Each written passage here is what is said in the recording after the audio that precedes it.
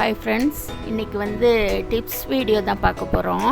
அதுக்கு முன்னாடி நம்ம சேனலை சப்ஸ்கிரைப் பண்ணாதவங்க பண்ணிடுங்க. அப்படியே பெல் பட்டனை கிளிக் பண்ணிடுங்க. இப்போ வீடியோக்குள்ளே போகலாம்.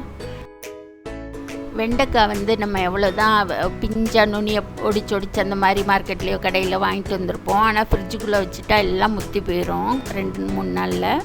அது எப்படி இது பண்ணுறதுன்னு தான் பார்க்க போகிறோம். நுனியையும் அடியையும் நல்லா கழுவிட்டு நுனியையும் அடியையும் கட் பண்ணிட்டு ஒரு துணியில் சுற்றிட்டு கவர்க்குள்ளே போட்டு வெஜிடபிள் பாக்ஸில் வச்சிட்டோம்னா ஒரு 10-15 நாள் வரைக்கும் அப்படியே இருக்கும். ஒன்றுமே ஆகாது, ஃப்ரெஷ்ஷாக இருக்கும். நம்ம எப்படி வைக்கிறோமோ அதே மாதிரி நீங்களும் வச்சு பாருங்கள். அது மாதிரி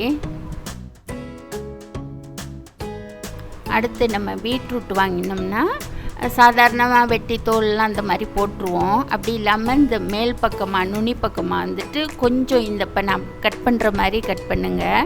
கட் பண்ணிவிட்டு நம்ம அதை தோட்டத்தில் வெறும் மண்ணிலையோ இல்லை தொட்டிலையோ இந்த மாதிரி ஊண்டி வச்சிட்டிங்கன்னா இது மாதிரி நமக்கு செடி முளைக்கும்.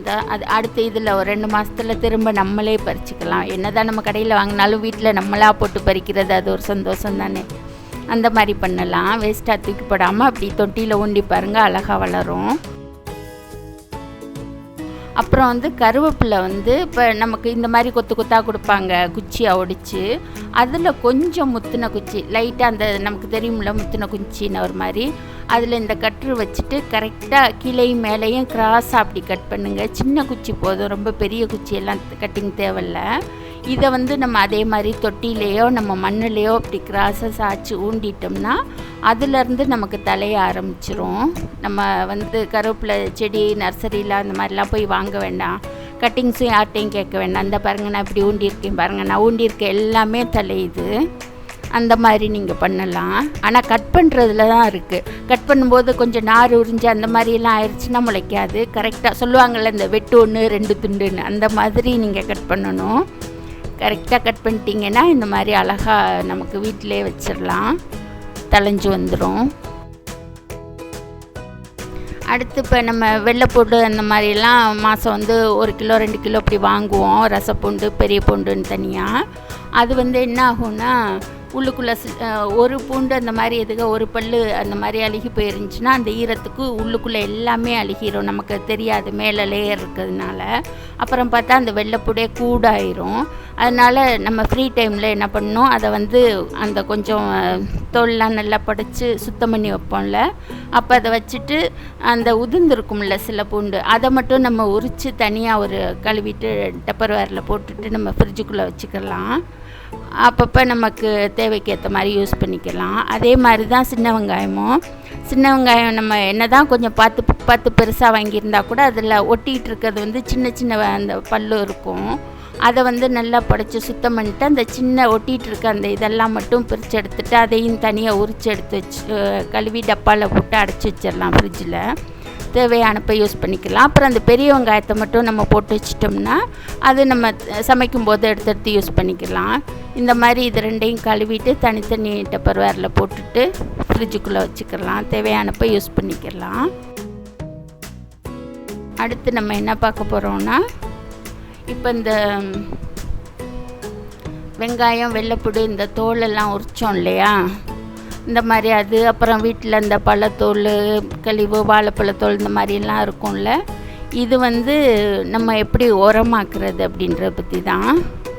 அது ஒரு தொட்டியில் கொஞ்சம் இந்த மாதிரி செம்மண்ணை போட்டுட்டு இந்த கழிவு எல்லாத்தையுமே அதில் போட்டுட்டு மேலேயும் கொஞ்சம் மண் போட்டுட்டு ஒரு நாள் டு ஒரு நாள் கொஞ்சம் தண்ணி தெளிச்சிட்டே வரணும். ஒரு 10 நாள் ஆனதுக்கு பிறகு லேசாக கிளறி விட்டு தண்ணி தெளித்தோம்னா அது அப்படியே நல்லா செட் ஆகி மண்புழு உரம் ரெடி ஆயிரும். இந்த மாதிரி தான் நான் எல்லாத்தையும் கழிவெல்லாம் அந்த வாளிக்குள்ளே போட்டு சேர்த்து வச்சுருந்து ஒரு வாரம் ஆனதுக்கு பிறகு இந்த மாதிரி ஒவ்வொரு தொட்டிலையும் நான் போட்டு மேலே மண் போட்டு மூடி உரம் ரெடி பண்ணிடுவேன். நான் அது மாதிரி தான் இப்போ எல்லா செடிக்குமே போடுவேன்.